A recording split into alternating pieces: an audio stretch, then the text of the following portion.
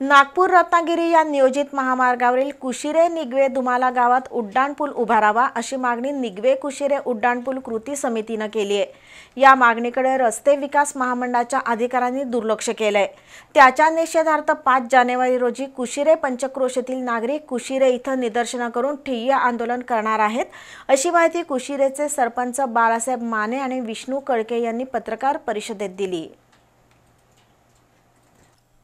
नागपूर रत्नागिरी या नियोजित राष्ट्रीय महामार्गावर पन्हाळा तालुक्यातील कुशिरे आणि करवीर तालुक्यातील निगवे या गावच्या हद्दीत उड्डाणपुलाचं नियोजन केलेलं नाही।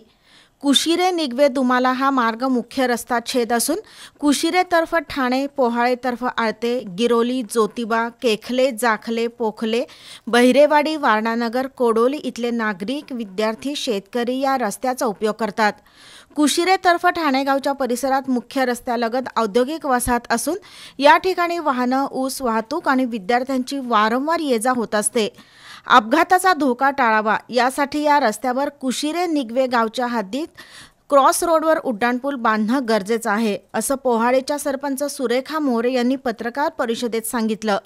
कुशिरे निगवे उड्डाणपूल मागणीसाठी भागातील सरपंच, लोकप्रतिनिधी आणि नागरिकांनी खासदार, आमदार आणि रस्ते विकास महामंडळाच्या अधिकाऱ्यांना निवेदन दिलं, पण या महामार्गावर उड्डाणपुलाचं नियोजनच नसल्यानं नागरिकांमध्ये प्रचंड असंतोष निर्माण झालाय। उड्डाणपुलाच्या मागणीकडे लक्ष वेधण्यासाठी 5 जानेवारी रोजी कुशिरे पंचक्रोशीतील नागरिक कुशिरे इथं राष्ट्रीय महामार्ग प्राधिकरण आणि संबंधित ठेकेदाराच्या विरोधात निदर्शनं करून ठिय्या आंदोलन करणार आहेत, असा इशारा निगवेचे माजी उपसरपंच सूरज एकशिंगे यांनी पत्रकार परिषदेत दिला।